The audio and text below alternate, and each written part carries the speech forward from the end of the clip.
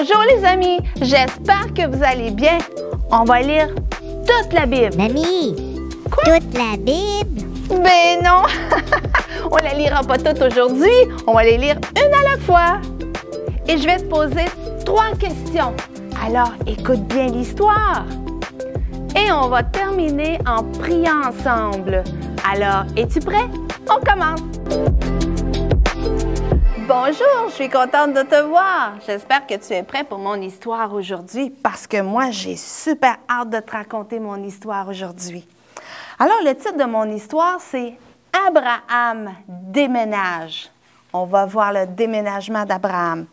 Alors, Abraham, un jour, était occupé à travailler et Dieu est venu le voir.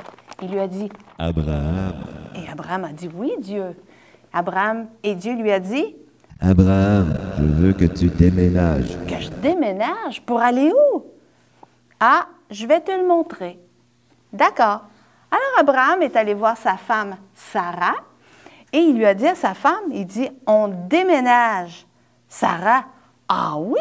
Où ça? » « Je ne sais pas, mais Dieu va nous le montrer. » Alors, ils ont commencé à faire leurs valises, à préparer tous leurs bagages. Et Abraham est parti avec sa femme, Sarah, et il a emmené aussi Lot. Lot, c'était leur neveu. Abraham, c'était son oncle et Sarah, c'était sa tante. Donc, Lot est parti avec son oncle et sa tante. Et ils sont partis et ils ont emmené tous leurs bagages. Il y avait beaucoup d'animaux. Plein de moutons, plein de chameaux, plein d'animaux. Et ils avaient aussi des serviteurs et des servantes. Et ils sont tous partis ensemble pour un long voyage. Et Dieu les a dirigés pendant le voyage. Un jour, ils se sont arrêtés à un endroit et ils ont placé leur tente pour coucher dans leur tente durant la nuit, parce que parfois, la nuit, ils arrêtaient pour se reposer. Donc, ils se sont arrêtés et ils se sont installés à cet endroit-là. Mais il y avait beaucoup d'animaux. Lot en avait beaucoup et Abraham aussi. Et Abraham avait beaucoup de serviteurs et servantes et Lot aussi avait beaucoup de serviteurs et servantes.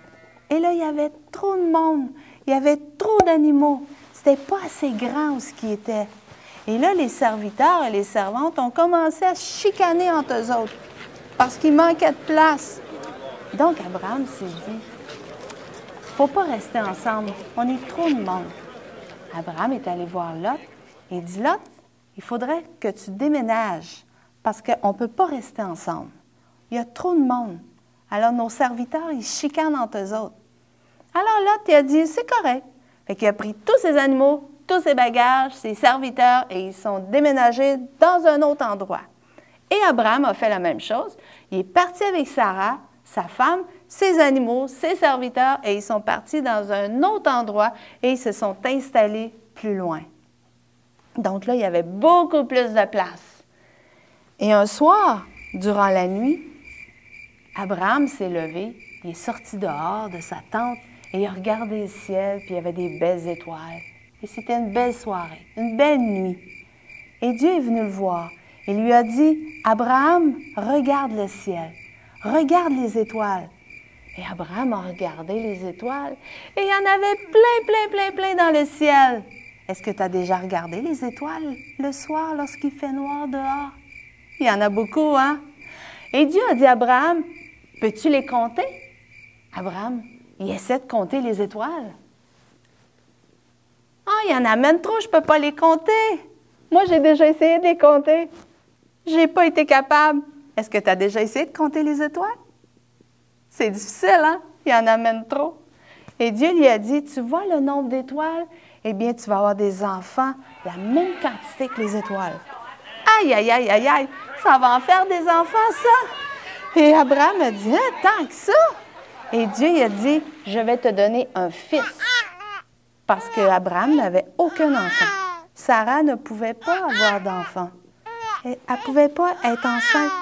Elle avait comme une sorte de maladie, elle était stérile. Elle ne pouvait pas avoir de bébé. Et Dieu lui a dit, vous allez avoir un bébé. Et Abraham et Sarah étaient rendus très vieux. Et quand on est très vieux, on ne fait plus de bébé. Ça ne marche plus. Ça ne fonctionne plus. Et Dieu lui a dit, je vais vous en donner un quand même. Dieu a fait une promesse à Abraham. Et je vais te donner un garçon. Et par ce garçon-là, eh bien, lui, il va faire d'autres enfants. Et leurs enfants vont faire d'autres enfants. Et là, ça va faire plein d'enfants, comme les étoiles. Alors là, pas longtemps après, Sarah est devenue enceinte. Et son ventre a commencé à profiter. Et quand elle est devenue avec un ventre très gros, eh bien, le petit bébé est arrivé.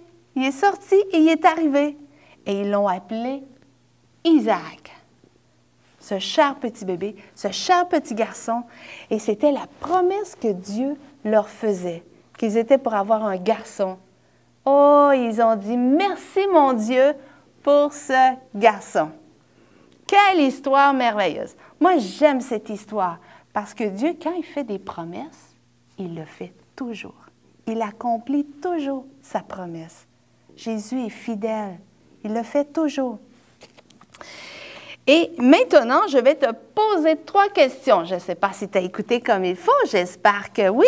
Je vais te poser 3 questions de mon histoire. Première question.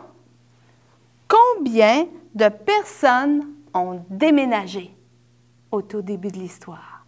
Et là, je ne parle pas des serviteurs et des servantes et des animaux, là, mais on a 3 personnes importantes dans l'histoire.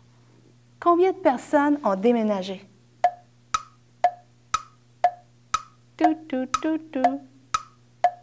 On va les compter ensemble. Il y avait Abraham, sa femme Sarah et leur neveu Lot. Alors, c'était 3 personnes. Bravo si tu as réussi à trouver cette réponse. Alors, la deuxième question. Quelle promesse Dieu a faite à Abraham? Réfléchis. Quelle promesse?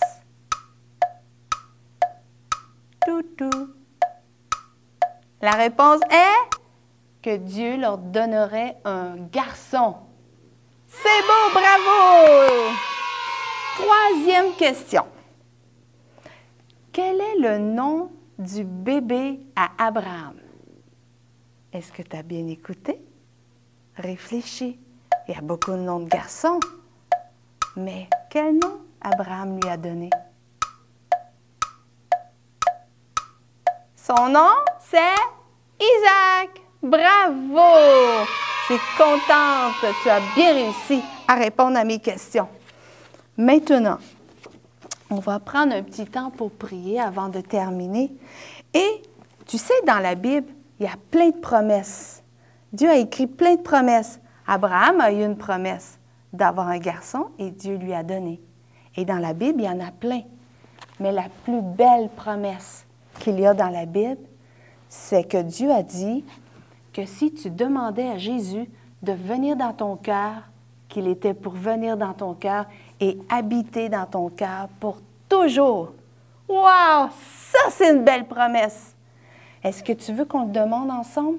On va demander à Jésus de venir dans notre cœur, de déménager dans notre cœur. Et il va être avec toi pour toujours. Alors, on va prier ensemble.